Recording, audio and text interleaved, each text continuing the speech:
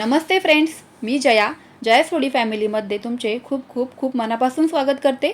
आज आपण पावसाळा विशेष फक्कड असा कडक मसालेदार टपरीवर मिळतो तसा चहा बनवतोय। पावसाळा म्हटलं की सर्दी, पडसं असे हे आजार आलेच। पावसात भिजून आल्यानंतर थंडी, ताप असेही सुरू होते। त्यातच जर का आपल्याला असा कडक मसालेदार जर का चहा कोणी बनवून दिला तर त्याची मज्जा काही औरच असते। आपल्याकडे चहाला विशेष महत्त्व आहे। बऱ्याच जणांची सकाळ तर चहापासूनच सुरू होते। चहाशिवाय इतर कामे सुरूच होत नाहीत। म्हणूनच दररोजचा मस्त असा कडक चहा कसा बनवता येईल ते आपण पाहणार आहोत। बऱ्याच वेळेला काय होतं ना की चहा पानसट बनतो किंवा पटकन थंड होतो, गार होतो। असं होऊ नये यासाठी हे काही टिप्स आहेत। म्हणूनच व्हिडिओ अगदी शेवटपर्यंत नक्की बघा। व्हिडिओ आवडला तर व्हिडिओला एक लाईक नक्कीच करा। चला तर मग फ्रेंड्स, पटकन वेळ न घालवता रेसिपीला सुरुवात करूयात। कडक मसालेदार बहुगुणी चहा बनवण्यासाठी इथे मी 2 वेलची घेतलेले आहेत, दालचिनीचा छोटासा तुकडा घेतलाय आणि आलं घेतलेलं आहे। तुम्हाला जर का आवडत असेल तर तुम्ही इथे काळी मिरी वापरली तरी पण चालेल। आलं आणि वेलचीमुळे चहाला खूपच छान फ्लेवर येऊन जातो। घशातली खवखव असेल, खोकला असेल किंवा सर्दी असेल यासाठी आलं हे अगदी फायदेशीर ठरतं। गवती चहाचा आपल्याला चहा बनवण्यासाठी वापर करायचा आहे। त्याचे सुद्धा खूप आरोग्यदायी असे फायदे आहेत। असा गवती चहा वापरल्यामुळे चहाचा फ्लेवर अगदी मस्त आणि जबरदस्त येऊन जातो। 2 ते 3 कप आपण चहा बनवतो तर त्यासाठी 2 चमचे चहा पावडर आणि 2 चमचे साखर घेतली आहे। या कपाने मोजून मी इथे 1.5 कप सुरुवातीला पाणी घालणार आहे। जितके कप तुम्हाला चहा बनवायचा आहे ना तर त्याच्या 1 कप पाणी जास्तच घालायचं आहे, कारण हा जो चहा आहे ना आपण तो त्यामध्ये आलं आणि जे काही मसाले घालणार आहोत तर ते जास्त उकळून घेणार आहोत। आणि उकळून घेतल्याने काय होतं ना की ते पाणी जे आहे ते वाफेवर निघून जातं आणि चहा आटून जातो। त्यामुळे 1 कप एक्स्ट्राचं पाणी यामध्ये घालायचं आहे। आता या पाण्याला छान अशी उकळी येते तोपर्यंत आपण पुढची प्रोसेस करूया। अशा पद्धतीचा एक खलबत्ता घ्यायचा आहे आणि त्यामध्ये आपल्याला आलं, दालचिनी आणि वेलची जी आहे ना ती कुटून घ्यायची आहे, म्हणजे त्याचा फ्लेवर पटकन चहामध्ये उतरला जाईल।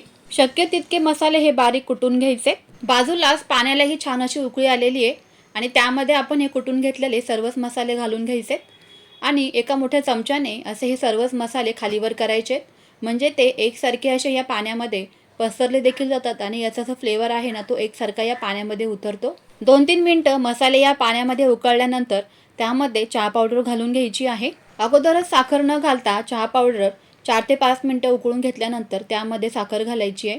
तुमच्या आवडीप्रमाणे तुम्ही साखरेचं प्रमाण वाढवलं तरी पण चालेल। आता चमच्याने 2 ते 3 वेळा हे असं खालीवर करायचं आहे। असं केल्यामुळे साखर ही पटकन विरघळते आणि पाणी जे आहे ना ते कडक तापलंही जातं। साखर आणि चहा पावडर छान असे उकळल्यानंतर पाण्यामध्ये सर्वात शेवटी यामध्ये गवती चहा घालायचा आहे, म्हणजे गवती चहाचा जो फ्लेवर आहे ना तो अगदी छान आणि मस्त येऊन जातो। अगोदरच जर का गवती चहा घातला ना तर त्याचा जो सुगंध आहे तो वाफेबरोबर निघून जातो। त्यामुळेच चहा उकळल्यानंतर यामध्ये सर्वात शेवटी गवती चहा घालावा शक्यतो। पळीने असं 1-2 वेळा खालीवर करून झाल्यानंतर आता यामध्ये आपल्याला दूध घालायचं आहे। तर सुरुवातीला आपण ज्या कपाने इथे 1.5 कप पाणी घेतलं होतं ना त्याच कपाने इथे आपल्याला 1 कप दूध घालायचं आहे आणि दूध घेताना शक्यतो ते नॉर्मल टेम्परेचरला असावं। फ्रीजमध्ये काढून लगेच दूध या चहामध्ये घालायचं नाही आहे। थंड दूध वापरल्यामुळे काय होतं की चहाचं जे टेम्परेचर आहे ते पूर्णपणे थंड होऊन जातो आणि मस्त कडक आपण जे सुरुवातीला चहा उकळून घेतो त्यामुळे चहा थंड होऊन त्याची चव देखील निघून जाते। म्हणूनच शक्यतो नॉर्मल टेम्परेचरचं दूध इथे वापरायचं आहे। दूध जर का फ्रीजमध्ये ठेवलेलं असेल तर ते चहा बनवण्याच्या अगोदरच फ्रीजच्या बाहेर काढून ठेवावं शक्यतो। चहा बनवण्यासाठी ही सर्वात महत्त्वाची टिप्स आहे आणि तुम्ही ही नक्कीच फॉलो कराल। असं तुम्ही एकदा नक्कीच करून बघा, तुमचाही चहा मस्त असा कडक आणि फक्कड बनून तयार होईल। बाहेर टपरीवर चहा जे बनवतात ना तर ते काय करतात की खूप वेळेला हा चहा उकळून घेतात आणि उकळल्यानंतर सुद्धा चमच्याने किंवा पळीने असा खालीवर करतात। असं चमच्याने चहा खालीवर केल्यामुळे काय होतं ना की त्याचं टेम्परेचर थंड होत नाही आणि एकसारखा मस्त असा कडक गरमागरम चहा बनवून तयार होतो। एका ठराविक उंचीवरून चमच्याने आपल्याला हा चहा खालीवर करून घ्यायचा आहे 4 ते 5 मिनिटं। चहा असा खालीवर करत असताना मस्त बुडबुडे आणि असा फेस आला पाहिजे, म्हणजे अगदी कडक फक्कड असा चहा बनवून तयार होतो।